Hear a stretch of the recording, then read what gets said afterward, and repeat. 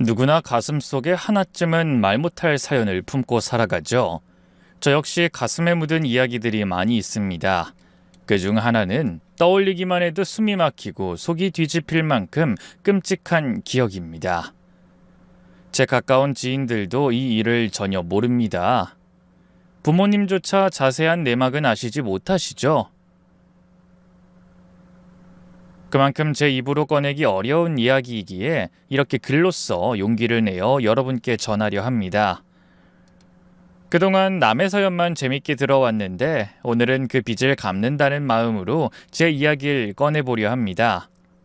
지금부터 시작하겠습니다. 대학을 졸업한 뒤 저는 앞만 보고 달렸습니다. 야근은 기본이었고 집에 돌아와서도 노트북을 켜고 일을 이어갔죠. 주말도 예외는 없었습니다. 그렇게 살아가는 것이 과연 열심히 사는 것인지 아니면 미련하게 버티는 것인지 혼란스러울 때도 있었지만 성공에 목마른 저는 몸 생각은 뒷전으로 한 채 오직 일에만 매달렸습니다. 그 결과 32살이라는 비교적 이른 나이에 과장직함을 달 수 있었고 그 후 1년 정도는 안정적인 직장 생활에 만족하며 지냈습니다. 하지만 시간이 흐를수록 느꼈죠. 월급쟁이라는 틀 안에서는 아무리 노력해도 크게 달라지는 게 없다는 현실을요. 결국 저는 과감히 사표를 던지고 스스로의 길을 걷기로 결심했습니다. 그렇게 시작한 사업. 이번에도 몸이 부서져라. 아니, 어쩌면 더 미련하게 일했을지도 모릅니다. 다행히도 그 노력이 헛되지 않았는지 사업은 빠르게 자리를 잡아갔죠. 회사 다닐 때부터 사업을 시작하고 자리를 잡기까지 제 곁을 스쳐간 여자친구들은 모두 떠나갔습니다. 저도 한 남자로서 사랑을 원했고 외로움을 많이 타는 성격이라 연애의 끈을 자주 놓지 못했지만 늘 일에 몰두했던 탓에 결국은 똑같은 결말로 이어졌습니다. 일보다 중요한 게 없는 남자라며 차갑게 등을 돌리는 여자들을 여러 번 마주했죠. 장기 연애는 한 번도 해본 적이 없습니다. 대부분 3개월에서 6개월, 길어야 1년 채우면 인연은 끝이 났습니다. 그렇게 세월은 쏜살같이 흘러 어느새 제 나이 42이 되었더군요. 사업은 중소기업 수준으로 성장했고 경제적으로도 제법 넉넉해졌습니다. 일도 과거에 비해선 훨씬 줄었고요. 마음 한켠에 오래된 고독이 깃든 어느 날 지인이 소개팅을 주선해주겠다고 했습니다. 이번엔 마음이 좀 통하고 저와 비슷한 게 많은 여자가 나오길 기대하며 자리에 나갔어요. 그런데 약속 장소에서 마주친 여자는 제 예상을 완전히 뒤엎었습니다. 저 은혜씨, 나이가 30이라고요? 네, 올해 딱 계란 한 판 됐네요. 저는 42인데 우리 띠동갑이에요. 소개해준 사람이 그런 말 안 해서 지금에서야 알았네요. 전 알고 있었어요. 근데 나이 그렇게 중요한가요? 12살 차이, 솔직히 부담스러웠습니다. 처음엔 한번 보고 말자라는 마음으로 나섰고 대화에 의식적으로 거리를 두며 이어갔습니다. 한번 만나고 난 뒤 저는 애프터 신청 없이 돌아섰습니다. 아무래도 나이차가 마음에 걸렸습니다. 12살이라는 간극이 쉽게 무시할 수 있는 게 아니었기에 다시 만난다는 것이 부담스럽게 느껴졌죠. 그런데 이튿날 뜻밖의 일이 일어났습니다. 은혜 씨가 소개해준 지인에게 제 연락처를 물어보더니 먼저 전화를 걸어온 겁니다. 저를 다시 만나고 싶다며 꽤나 솔직하고 적극적인 마음을 전해왔죠. 잠시 망설이다가 그래, 한 번만 더 만나보자 라는 마음으로 다시 약속을 잡았습니다. 이번 만남에서는 지난번보다 훨씬 많은 이야기를 나눴습니다. 은혜 씨는 생각보다 훨씬 성숙한 사람이었습니다. 또래보다 깊은 사고를 가지고 있었고 말끝마다 세심한 배려와 단단한 가치관이 묻어났죠. 조심스럽게 시선을 두고 바라보니 그제야 보이기 시작했습니다. 얼굴도 묘하게 끌렸고 키가 크고 몸매도 늘씬하며 전체적으로 참 매력적인 사람이었죠. 이번이 마지막이라는 생각은 어느새 사라졌고 저희는 자연스럽게 일주일에 서너 번씩 만나게 되었습니다. 그렇게 연인이 되었고 놀랍게도 그동안의 어떤 연애보다 제 마음이 깊이 기울고 있음을 느꼈습니다. 이전 여자들과는 달랐습니다. 처음으로 일이 아닌 누군가를 제 삶의 가장 앞줄에 세우게 됐습니다. 연애를 시작한 뒤 제 삶은 조금씩 바뀌었습니다. 가끔은 회사에서 오전 근무만 하고 퇴근하기도 했고 주말이면 여자친구와 함께 멀리 여행을 떠나 외박도 했습니다. 늘 규칙적이고 단조롭게 살아왔던 제게는 큰 변화였죠. 그런 제 모습이 낯설면서도 이상하게 싫지는 않았습니다. 시간이 흐르고 계절이 몇 번이나 바뀐 뒤에도 저는 여전히 그 사람과 함께 있었습니다. 사랑에 푹 빠져 지낸 시간이 벌써 1년. 또다시 시간이 흘러 제 나이 44이 되었을 무렵이었습니다. 사실 저는 스스로를 비혼주의자라 여기며 살아왔어요. 결혼이란 제게 있어서는 애초에 인생에서 고려할 대상조차 아니었죠. 어린 시절 부모님의 극심한 다툼으로 결국 이혼으로 끝났던 그 시간들이 제게 결혼에 대한 공포를 심어줬습니다. 사랑이 끝나는 날은 가족이 무너지는 날과 다르지 않았거든요. 그런데 어느 날 여자친구가 조심스럽게 입을 열었습니다. 오빠는 나랑 결혼 안 할 거야? 결혼? 결혼. 우리 사귄 지 2년 됐잖아. 서로 너무 잘 맞고 진심으로 아끼고 좋아하고. 나 오빠랑 평생 함께하고 싶어. 근데 결혼은 안 할 거야? 그 순간 숨이 턱 막혔습니다. 여자친구의 말은 분명 사랑 고백이었지만 제겐 오래도록 꺼내지 못했던 깊은 상처를 다시 꺼내보라는 말처럼 들렸습니다. 그게 말이지. 나 예전에 말했잖아. 난 비혼주의자라고. 어릴 때 부모님이 매일같이 싸우셨고 결국엔 이혼하셨어. 그걸 보면서 자라다 보니까 결혼이란 게 나한텐 좀 지옥 같은 이미지로 남았거든. 근데 그냥 이렇게 오래오래 연애하면서 지내는 게 난 더 좋다고 생각해. 그러자 여자친구는 조용히 제 눈을 들여다보며 말했습니다. 오빠, 그건 부모님 때문에 생긴 트라우마잖아. 내가 그 상처 다 지워줄게. 우리 결혼하자. 결혼하면 지금보다 100배, 아니 1000배는 더 잘할게. 오빠 내조 잘하면서 아이도 낳고 예쁘게 살고 싶어. 저는 끝내 거절하지 못했습니다. 그저 멋쩍은 웃음으로 얼버무리며 생각해볼게 라는 말만 남겼죠. 사실 저 같은 사람에게 여자친구는 너무 과분한 사람이었습니다. 고맙고 영광스러운 고백이었죠.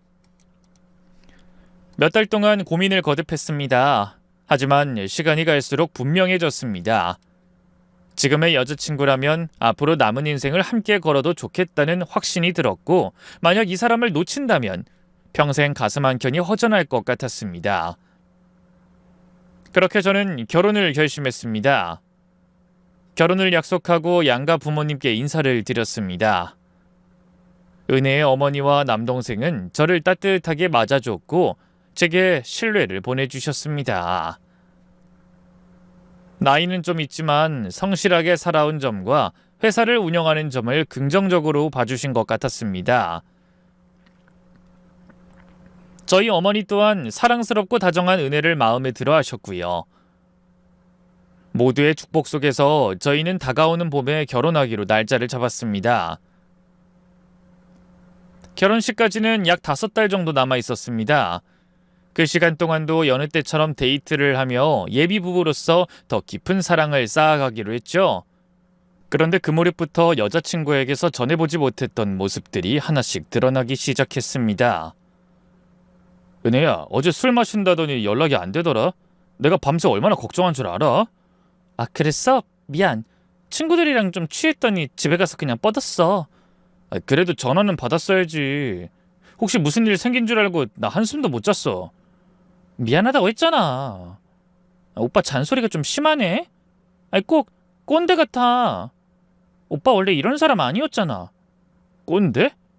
아, 은혜야, 이건 그냥 기본이야. 술 마시고 연락이 두절되면 누가 안 걱정해. 우리 부부가 될 사람이잖아, 안 그래? 맞네. 말이 헛나왔어. 미안.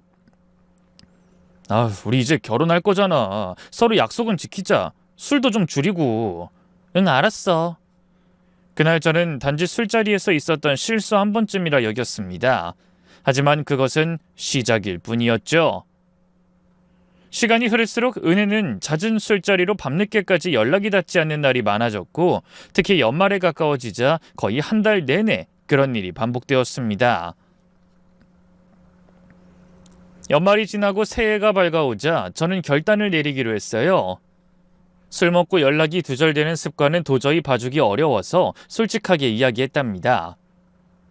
은혜야, 그동안 내가 모르던 네 모습을 2달 동안 충분히 봤어. 술 마시러 나가고 연락 안 되는 거, 이건 정말 신경 쓰여. 아무래도 우리 결혼은 없던 일로 해야 할 것 같다. 그러자 여자친구가 눈을 크게 뜨고 곧 눈시울을 붉혔습니다. 뭐? 오빠 지금 나랑 헤어지자는 거야?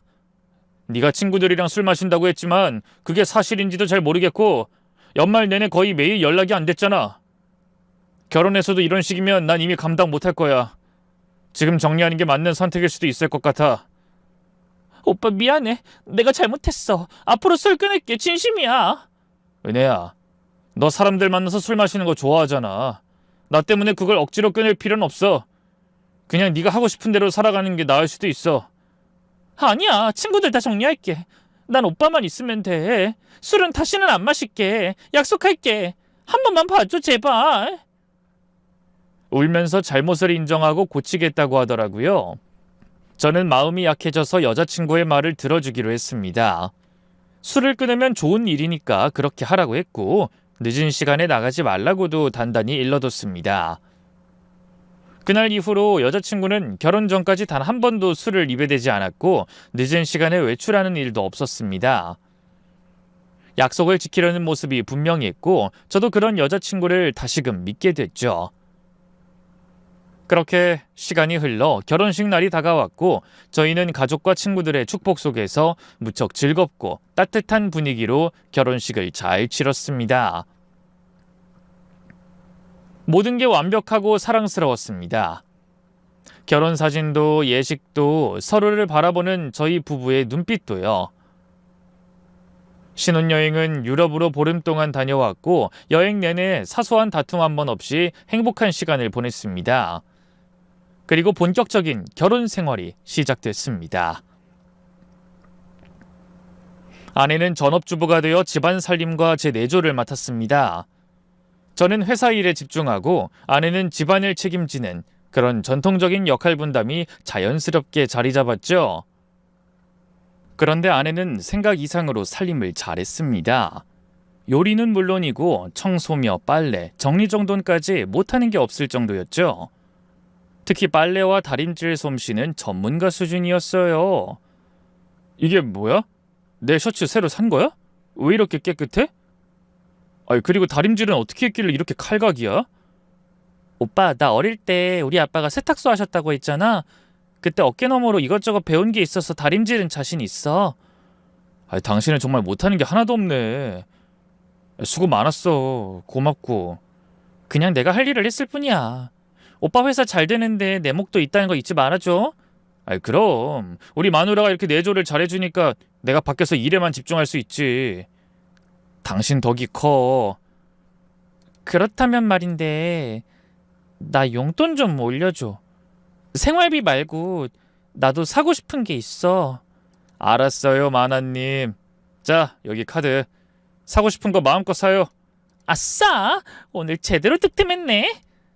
그렇게 서로 원하는 걸 해주고 필요한 말을 아끼지 않고 건네며 살아가는 일상은 생각보다 훨씬 따뜻하고 평화로웠습니다. 이런 결혼 생활이라면 정말 늙을 때까지 함께해도 좋겠다는 생각이 들 정도였습니다. 아내는 결혼 후 반년이 넘도록 외출도 거의 하지 않았고 술은 아예 마시지 않았습니다. 저는 그 모습에 더 확신을 갖게 됐고 한층 더 편안하게 아내를 신뢰할 수 있었습니다. 그런데 시간이 지나 연말이 가까워지자 아내가 조심스럽게 말을 꺼냈습니다. 그 말투에서 약간의 긴장감이 느껴졌죠. 오빠, 나 친구들이랑 막년에 다녀와도 돼? 막년에? 아, 벌써 12월이네? 시간 진짜 빠르다. 친구들 만나서 술 많이 마시려는 건 아니지? 아니야, 정말 조금만. 적당히 마실게. 그래, 다녀와. 오랜만이잖아. 스트레스도 풀고 재밌게 놀다 와. 고마워, 오빠. 진짜 조금만 마시고 금방 올게. 그렇게 며칠 뒤에 아내는 친구들과 막년회에 나갔습니다. 저는 아내가 한 약속을 믿고 집에서 기다렸습니다. 그런데 밤 11시가 넘고 자정을 넘기기 시작해도 아내는 집에 돌아오지 않았습니다. 늦어질 수도 있다고 생각하며 처음엔 기다렸지만 이상한 건 연락이 전혀 되지 않는다는 점이었습니다. 전화를 걸어도 받지 않았고 문자도 카톡도 읽지 않았습니다. 무슨 일이라도 생긴 건 아닌가 불안한 마음이 점점 커졌고 저는 초조하게 휴대폰만 바라보며 거실을 서성이기 시작했죠. 새벽 2시가 넘어도 아내와는 연락이 닿지 않았습니다. 전화는 받지 않았고 카톡과 문자도 또 읽지 않았습니다. 처음엔 괜찮겠지, 곧 연락이 오겠지 싶어 기다렸지만 시간이 지날수록 불안은 점점 커져갔습니다. 결국 저는 아내의 친구들에게 연락을 돌리기 시작했죠. 다행히 몇몇의 연락처가 저장돼 있어서 전화를 걸어봤지만 모두들 제 전화를 받지 않았습니다. 일부러 피하는 건지 정말 못 받는 건지 알 수 없었지만 더 이상 기다릴 수는 없었습니다. 방법을 찾던 중 문득 아내의 절친이 자주 인스타그램에 일상을 올리는 게 떠올랐습니다. 그래서 바로 아내 친구의 계정에 들어가 봤고 1시간 전쯤 올라온 게시물이 하나 눈에 띄었습니다. 사진은 술집 내부에서 찍힌 것이었고 배경에 보이는 인테리어가 낯익었습니다. 전에도 몇 번 지나친 적 있는 곳이라 위치를 단번에 알아챌 수 있었습니다. 저는 서둘러 차를 끌고 그 술집으로 향했습니다. 가게 앞에 도착했을 땐 이미 심장이 빠르게 뛰고 있었고 이마엔 땀방울이 맺혔어요. 두리번거리다 이윽고 아내가 보였습니다. 아내의 친구들도 함께 있었고 여러 명의 남자들도 있었습니다. 모두 다 화기애애한 분위기 속에서 술을 마시며 웃고 떠들고 있었죠. 그 모습은 마치 아무런 문제가 없다는 듯 평온했습니다. 제가 한참을 멀리서 서 있었는데 아내의 친구 중 한 명이 저를 먼저 알아봤습니다. 저기 형부다. 은혜야, 네 남편 왔어. 아내가 고개를 돌렸고 제 시선과 마주친 순간 아내의 얼굴은 금세 굳어졌습니다. 밝던 표정이 순식간에 어두워졌고 저는 아직 아무 말도 하지 않았지만 아내는 곧바로 자리에서 일어나 저에게 걸어왔습니다. 오빠, 여긴 어떻게 알았어? 그게 중요한 게 아니라 여보, 연락이 왜 이렇게 안 돼? 지금 새벽 2시가 넘었어. 카톡 한 통도 없고 전화도 안 받고 무슨 일 있는 줄 알았어. 친구들이랑 술 마시고 노느라 몰랐지. 근데 오빠, 지금 나 의심해서 여기까지 온 거야? 의심이 아니라... 아니 근데 말이야, 분명 친구들이랑 논다고 했는데 여기 와보니까 남자들도 있잖아. 나 솔직히 이 상황 불편해. 저 남자들 누구야? 다 친구들이야. 대학 동창들. 그냥 똑같은 친구들이라고. 아내는 전혀 미안한 기색 없이 오히려 제가 문제라도 되는 것처럼 따지듯 말했습니다. 그 태도가 더 당황스러웠죠. 상황이 이런데도 오히려 제가 혼나야 할 이유가 뭐였을까요? 은혜야, 난 남녀 사이 친구가 없다고 생각해. 특히 결혼한 사람이 이 시간에 남자들이랑 어울려 있는 건 잘못된 거라고 봐. 그리고 지금 시간도 너무 늦었어. 이제 그만하고 나와. 왜 그래, 쪽팔리게. 여보, 지금 뭐 하는 거야? 이 상황에서 화낼 사람은 나 아니야? 진짜. 알았다니까. 옷이랑 가방 챙겨올게. 잠깐만 기다려. 아내는 인상을 찌푸린 채 자리로 돌아가 옷과 가방을 챙겼고 못마땅한 표정을 한 채 절 따라 나왔습니다. 집으로 돌아가는 길, 차 안은 말 그대로 무겁고 침묵으로 가득했습니다. 저는 참고 있던 말을 꺼내며 아내에게 잔소리를 했습니다. 그런데 아내는 아무 말도 하지 않더라고요. 그날 아내와 말다툼을 한 뒤로 사흘 동안 말을 하지 않았습니다.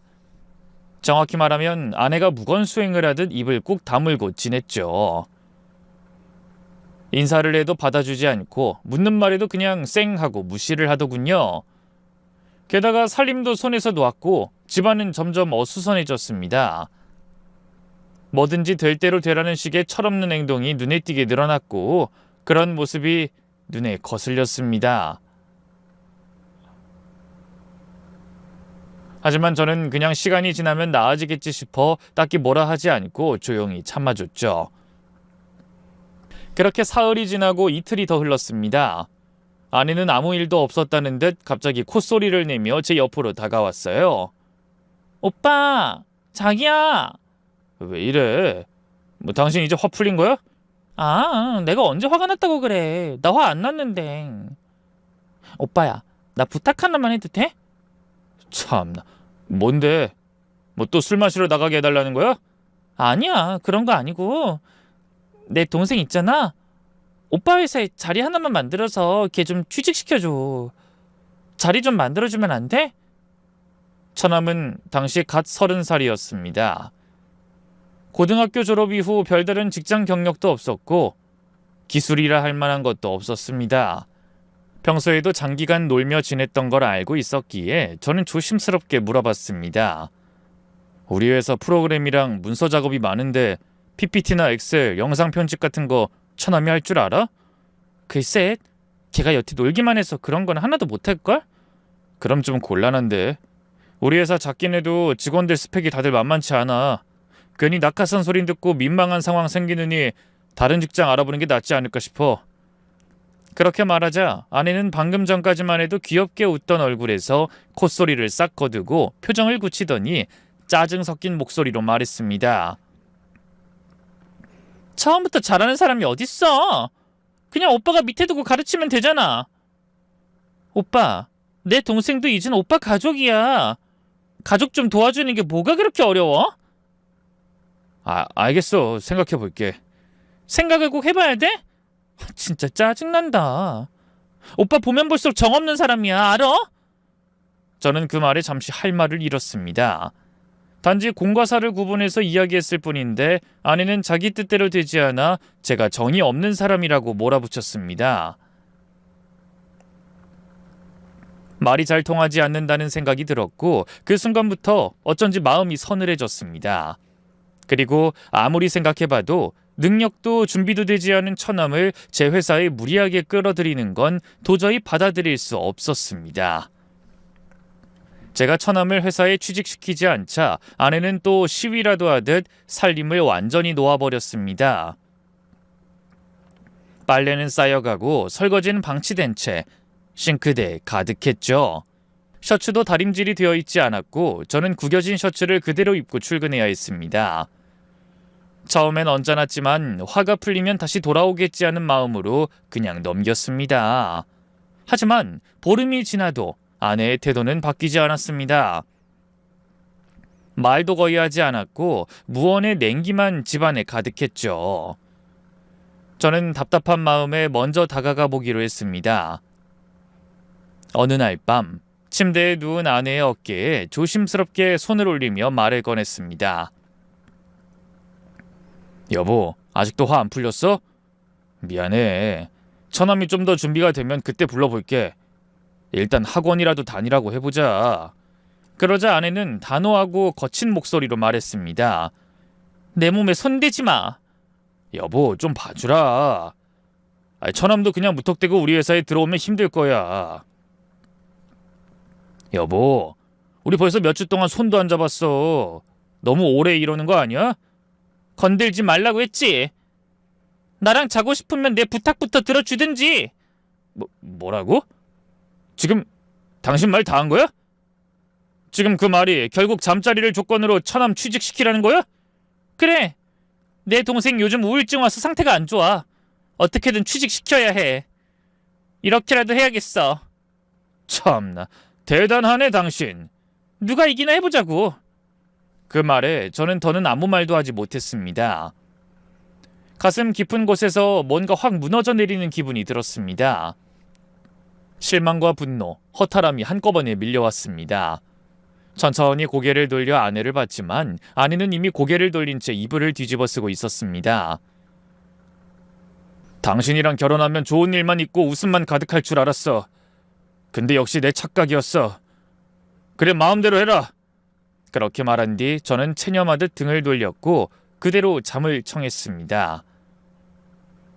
사실 저는 아내와 결혼할 당시 신혼집 외에도 혼수의 절반 이상을 제가 부담했었습니다. 아내 집안 형편이 그리 넉넉하지 않았기에 자연스럽게 제 쪽에서 해결해야 했죠.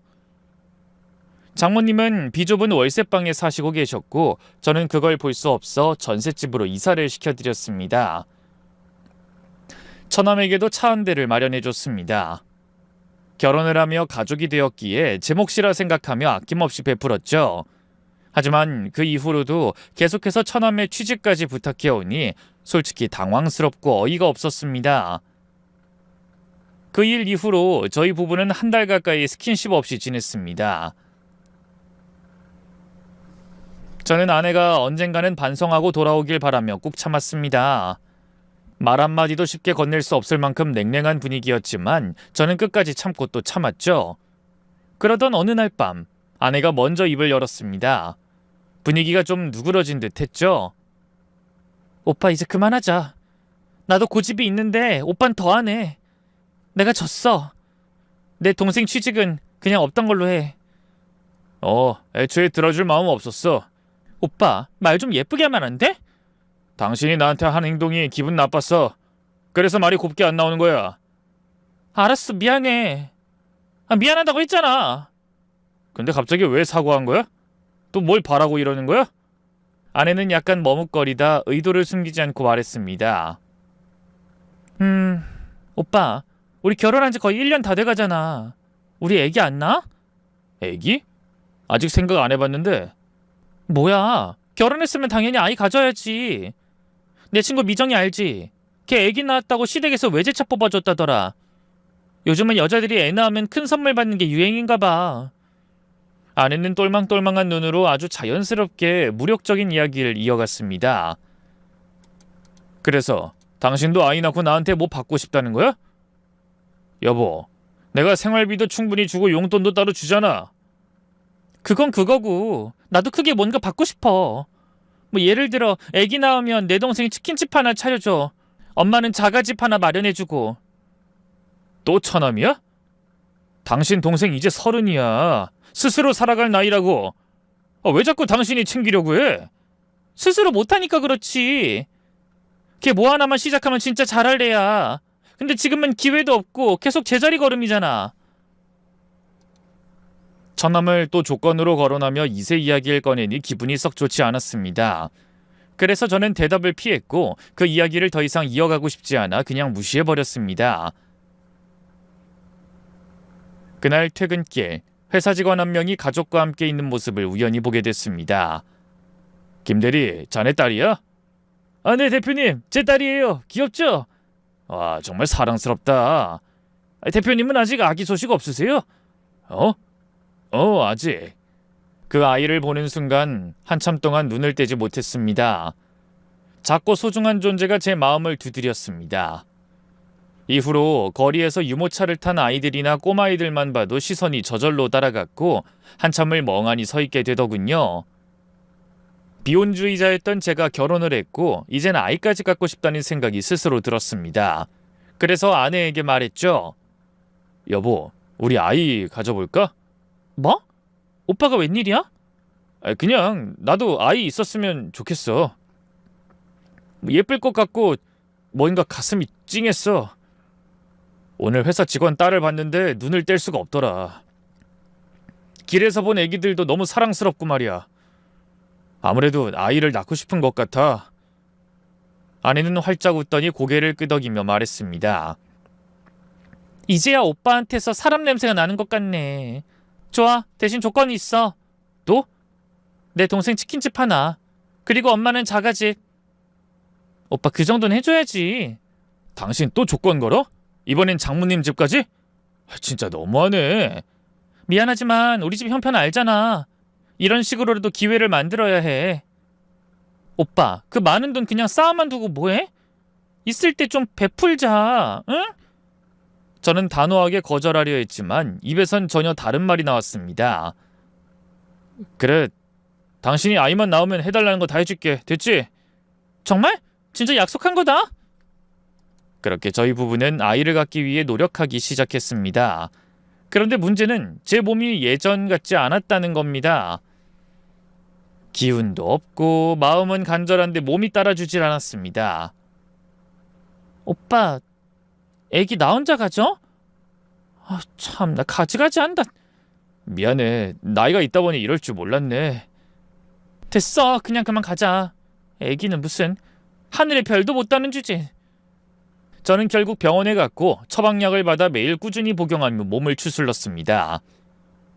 체력 관리도 다시 시작했고 힘들지만 포기하지 않았죠. 그렇게 몇 달이 지난 어느 날 아내가 밝은 얼굴로 초음파 사진을 내밀었습니다.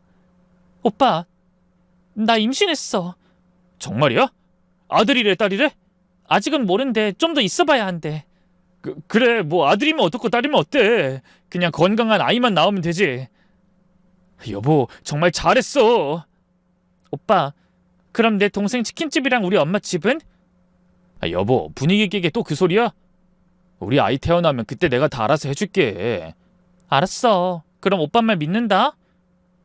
아내는 여전히 계산적이고 욕심이 많았지만 그 순간만큼은 그런 단점들이 눈에 들어오지 않았습니다. 아내가 임신했다는 사실 자체가 너무 기뻤고 모든 불만도 서운함도 일시적으로나마 사라졌습니다.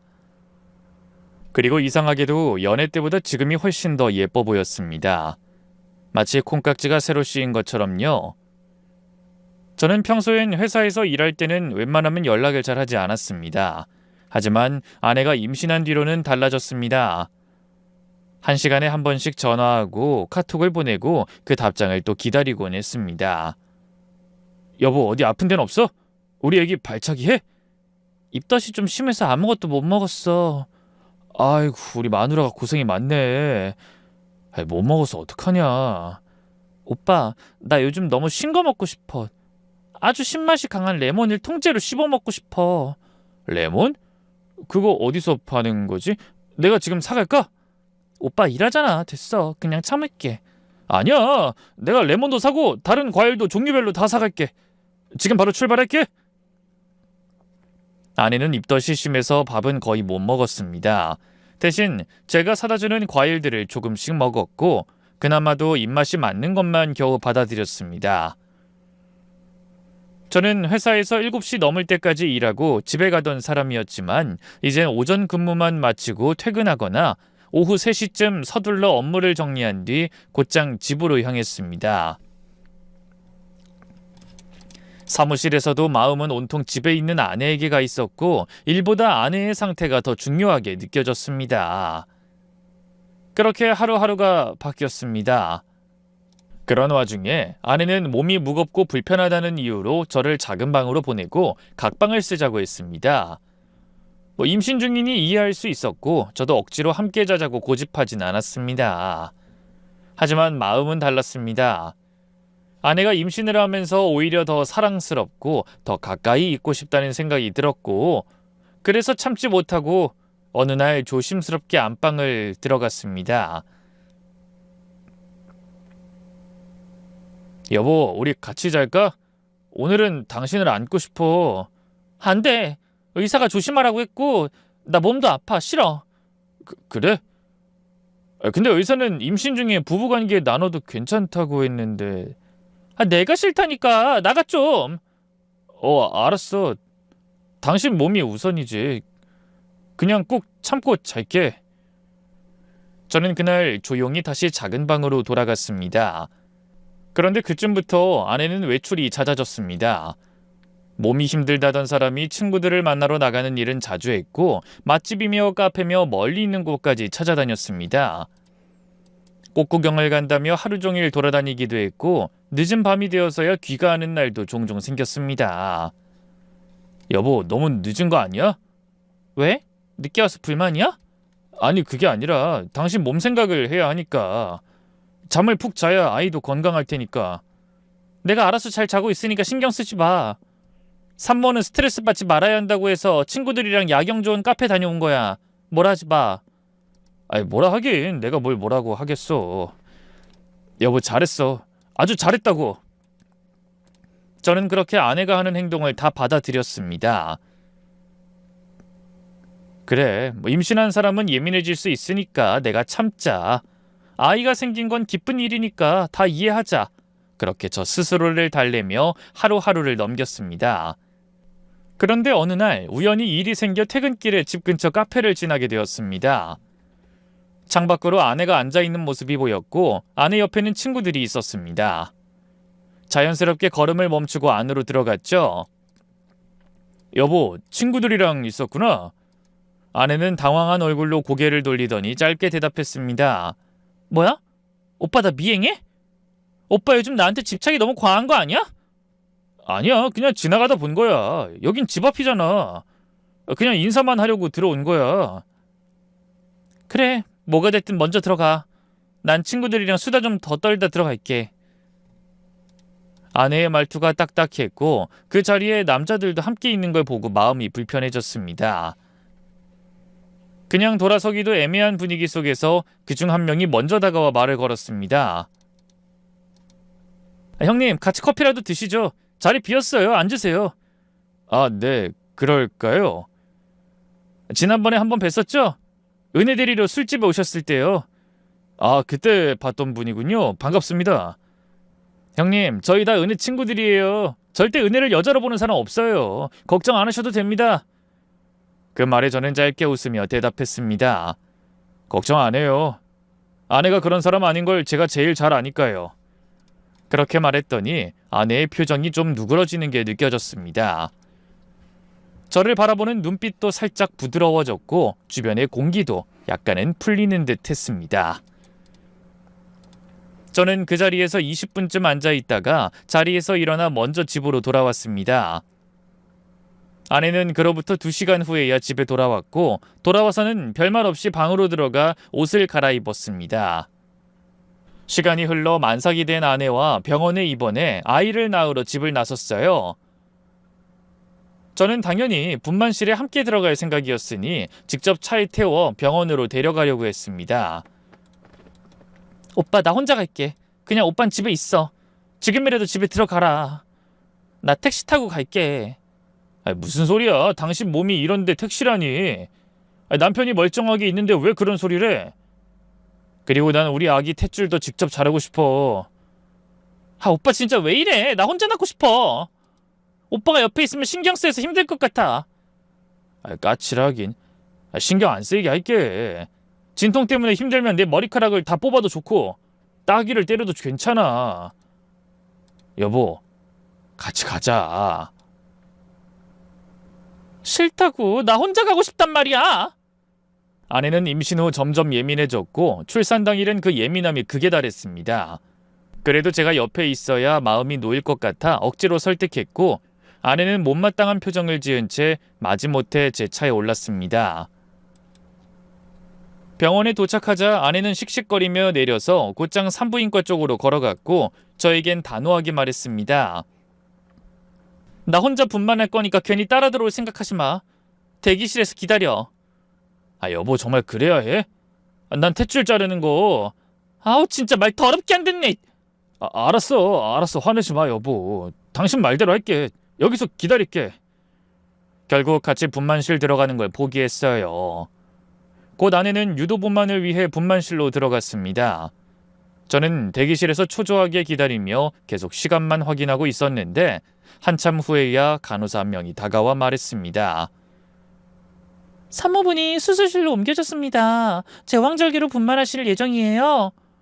저는 깜짝 놀라 바로 물었습니다. 간호사님, 무슨 일 생긴 건가요? 아기가 위험한가요? 아니면 산모 상태가 안 좋은 건가요? 하지만 간호사는 제 눈도 제대로 마주치지 않고 짧게 말했을 뿐이었습니다. 보호자님, 기다려주세요. 그 이후로도 한참이 지나서야 딸이 태어났다는 소식을 들었습니다. 그런데 아이 상태가 좋지 않아 인큐베이터에 들어갔다는 말까지 들려왔습니다. 바로 얼굴도 못 본 채 그런 말을 듣게 되니 가슴이 답답하고 머릿속이 복잡해졌습니다. 아내의 회복실에도 출입이 제한됐고 저는 병원 복도에서 멍하게 앉아 기다리는 수밖에 없었습니다. 몇 시간이 지나도 누구도 저에게 무슨 말 하나 해주지 않았습니다. 더는 기다릴 수 없어 벌떡 일어나 회복실 쪽으로 걸어갔습니다. 그 순간 간호사가 다급히 절 막아섰습니다. 간호사님, 제 아내 좀 봐야겠어요. 남편분, 사모님이 집에 가 계시라고 전하셨어요. 들어오시는 걸 원치 않으십니다. 그게 무슨 말이에요? 제가 남편인데 당연히 아내를 봐야죠. 비켜주세요. 안 됩니다. 잠시만요, 남편분. 저는 더는 참을 수 없었습니다. 간호사의 손을 지나 회복실 문을 열고 들어갔습니다. 침대 위엔 아내가 누워 있었고 링거를 맞으며 약을 복용하고 있었습니다. 여보, 몸은 좀 어때? 괜찮아? 제왕절개는 왜 하게 된 거야? 아내는 제 얼굴을 보자마자 인상을 찌푸리며 차갑게 말했습니다. 오빠, 내가 집에 가 있으라고 말했잖아. 아기가 위험했는데 다행히 괜찮대. 아기가 인큐베이터에 있어. 아직 얼굴도 못 봤어. 당신은 괜찮은 거야? 지금 방금 먹은 약은 뭐야? 제 질문이 끝나기도 전에 아내는 손사래를 치며 목소리를 높였습니다. 제발 집에 좀 가줘. 나 지금 말하기도 힘들어. 아내에게 물었더니 손사래를 치면서 제발 집에 가라고 난리였습니다. 다시 간호사에게 물었죠. 제 아내 지금 어떤 상태입니까? 무슨 약을 복용 중인 거죠? 대체 어디가 아픈 겁니까? 간호사는 눈을 피하며 조심스럽게 말했습니다. 죄송합니다. 아내분이 남편분께 알리지 말아달라고 당부하셨어요. 저희는 환자의 뜻을 따를 수밖에 없습니다. 순간 심장이 쿵 내려앉았습니다. 아니 도대체 뭘 감추고 있는 거야? 당신 그 약 뭐냐고? 아무것도 아니야. 그냥 진통제야. 진통제? 내가 직접 확인하겠어. 아내가 뒤로 숨긴 약통을 강제로 빼앗았습니다. 작은 병에 적힌 알 수 없는 영문 표기들. 핸드폰으로 검색해본 순간 심장이 철렁 내려앉았습니다. 성병 치료제라고 나오더군요. 숨이 막히듯 가슴이 조여왔습니다. 임신한 이후로 단 한 번도 아내를 안아본 적이 없는데 정말 충격이었죠. 이게 뭐야? 성병? 그것 때문이야? 그래서 제왕절개한 거야? 간호사를 향해 목소리를 높였지만 아내는 말없이 고개를 숙였습니다. 그때 아내가 흐느끼며 입을 열었죠. 오빠 미안해. 미안? 뭐가? 말해봐. 너 설마 바람이라도 피운 거야? 정말 미안해. 그제야 모든 게 맞물렸습니다. 출산 당일 끝까지 혼자 병원에 가겠다고 고집부린 것도, 제 손을 매몰차게 뿌리치던 그 눈빛도 이유를 알 것 같았어요. 그래서 혼자 병원에 가겠다고 고집을 부린 거구나. 네 병을 들킬까봐. 혹시 아이도 내 딸 아닌 거냐? 아니야. 오빠 아이 맞아. 우리 딸이야. 제발 믿어줘. 하지만 이미 마음은 무너져버린 뒤였습니다. 추악하고 역겨워. 그놈 누구야? 누가 너한테 그런 병 옮겼냐고? 오빠도 2번 봤던 내 동창 친구. 뭐라고? 설마 그 술자리에서 봤던 놈? 집 앞 카페에서 마주쳤던 그 자식? 아내는 말을 잇지 못한 채 고개를 천천히 끄덕였습니다. 더는 견딜 수 없어 병원 문을 박차고 나왔습니다. 그리고 아내 친구에게 전화를 걸어 바람난 그놈의 행방을 물었습니다. 그놈은 아주 편안하게 회사에 앉아 있었습니다. 커피를 홀짝이며 앉아서 노가리를 까고 있길래 당장 다가가서 멱살부터 잡았습니다. 이 짐승 같은 놈아, 네가 무슨 짓을 했는지 알아? 형님, 여긴 어떻게... 근데 왜 이러세요? 여긴 회사라고요. 형님, 웃기고 있네. 내 아내랑 놀아난 것도 모자라 성병까지 옮긴 개자식아. 임신한 여자랑 바람을 피워? 넌 사람도 아니야! 덕분에 내 아낸 제왕절개했고 내 딸이 위험할 뻔했어! 네가 한 짓이 얼마나 역겨운 줄 알아? 제 분노는 사방으로 번졌고 그 회사를 울릴 만큼의 고함이 터져나왔습니다. 사람들이 하나둘 고개를 돌려 절 봤고 놀란 눈동자들이 제게 쏠렸습니다. 하지만 누구 하나 말리는 사람은 없었습니다. 아니, 아마 다들 속으론 맞아도 싸다고 생각했던 모양입니다. 저는 그 자식을 주먹으로 발길로 정신이 혼미해질 때까지 내리쳤습니다. 상간남을 완전히 조져놓고 나서야 비로소 숨을 고를 수 있었습니다. 병원으로 돌아와 인큐베이터 앞 의자에 앉아 아기 얼굴을 볼 수 있을 때까지 꼼짝 않고 기다렸어요. 긴 시간 같았지만 그조차도 뭔가 속죄처럼 느껴졌습니다. 잠시 후 간호사가 조심스럽게 안에서 걸어 나왔고 내 딸을 품에 안고 저에게 보여줬습니다.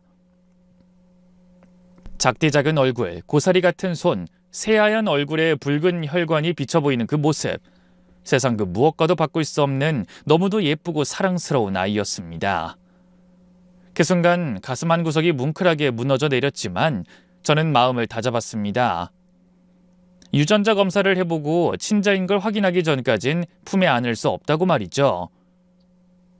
저의 감정을 믿지 말고 결과를 믿자고 마음속으로 외쳤죠. 그렇게 다짐한 채 병원을 나서려는데 아내가 어느새 병실에서 걸어나와 저를 붙잡았습니다. 눈빛이 간절했고 목소린 떨렸습니다. 오빠, 나 진짜 미안해. 잘못했어. 근데 정말 이번이 처음이었어. 오빠 용서해줘. 닥쳐. 그 더러운 변명 듣고 싶지도 않아. 너 때문에 내 딸이 위험할 뻔했어. 내가 너를 용서할 것 같아? 두고 봐. 네가 벌인 짓 하나하나 끝까지 책임지게 해줄 테니까. 전 그대로 병원을 나와 곧장 집으로 돌아갔습니다. 그리고는 아내의 물건을 하나하나 다 끌어내어 베란다로 던지고 쓰레기 봉투에 쑤셔 넣어버렸어요. 아내의 흔적을 눈앞에서 지워야만 살 것 같았으니까요. 침대 시트까지 베개 커버까지 다 바꿨습니다. 그렇게 보름이 흘렀고 유전자 검사 결과가 나왔습니다. 제 딸이 맞았습니다. 문서 한 장이 이렇게 사람 마음을 바꾸다니 기가 막히기도 했지만 가슴속에 묵직하게 남아있던 응어리가 그제야 조금씩 녹아내렸죠. 바로 병원으로 다시 갔습니다. 아내의 병실에 들어가 이혼 소장을 내밀었고 단호하게 말했죠. 양육권은 물론이고 위자료도 청구할 거야. 너도 변호사 알아봐. 법정에서 보자. 아내는 얼굴을 잔뜩 일그러뜨린 채 울먹이며 말했습니다. 오빠, 진짜 이혼까지 해야 해? 나 실수였어. 정말 한 번만 봐주면 안 돼? 나 이렇게 빌게, 어? 그 말과 동시에 아내는 병상 위에서 무릎을 꿇고 두 손을 모아 제 앞에 고개를 숙였습니다. 눈물로 범벅이 된 얼굴. 하지만 내 마음은 미동도 하지 않았습니다. 무조건 이혼이야. 그리고 너랑 그 상간남 사회에서 발 디딜 곳 없게 만들 거야. 추악한 짓 벌인 대가 똑똑히 치르라고! 아내는 울먹이다가 이내 체념한 듯 중얼거렸습니다. 그럼 딸은 오빠가 키워. 난 못 키워. 그 말에 저도 모르게 피식 웃음이 나왔습니다. 뭐? 이제 막 애 낳은 여자가 딸을 그냥 버리겠다고? 넌 진짜 끝까지 대단하다. 어차피 나 능력도 안 되고 키울 자신 없어. 위자료도 못 줘. 돈도 없고. 그냥 오빠가 해준 거 다 가져가. 그렇게 하자.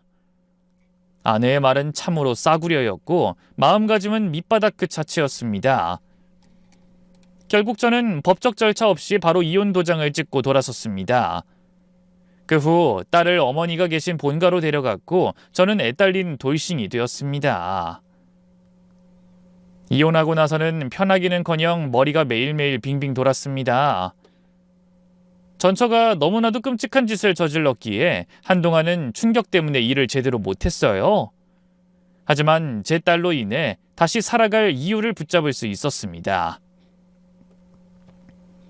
저희 어머니가 4, 5개월 정도 아이를 봐주시다가 결국 힘에 부친다고 하셔서 베이비시터를 낮과 밤에 한 명씩 고용했습니다. 그리고는 다시는 결혼 따윈 하지 않겠다고 굳게 마음을 먹었죠. 어느 날 어머니가 슬며시 말하시더군요. 지금이라도 다시 장가를 가. 네 나이에 애가 이렇게 어린데 재혼 생각해야지. 너 혼자 키우는 거 너무 고생이야. 아니, 누가 나 같은 사람한테 시집을 오겠어요. 40 중반에 돌 지난 애까지 있는데. 하지만 얼마 지나지 않아 어머니가 선자리를 주선해 주셨고 저는 그저 예의상 엄마 체면 때문에 나갔습니다. 상대는 저와 같은 돌싱이었고 아이는 없었습니다. 처음엔 어색했지만 이야기를 나누다 보니 느낌이 참 좋더군요. 저 딸이 하나 있어요. 이제 막 첫 돌 지났습니다.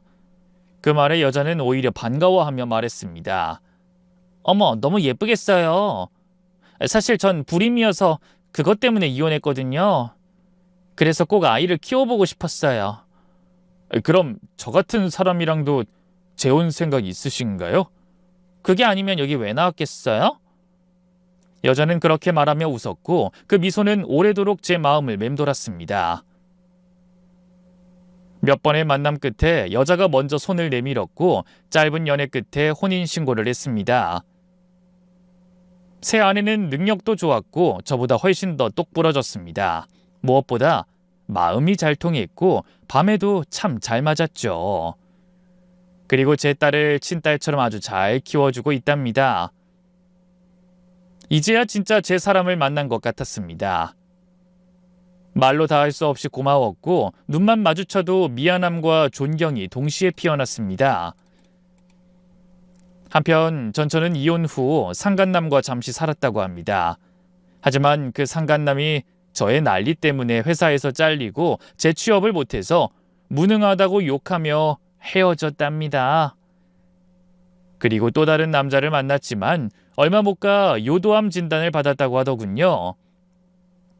한때 성병으로 나를 충격에 빠뜨렸던 전처가 이제는 암투병으로 고통받고 있다는 소식이 들려왔지만 솔직히 말해 관심 없습니다. 전처의 이야기를 더는 듣고 싶지도 않았고 알아야 할 이유도 없었으니까요.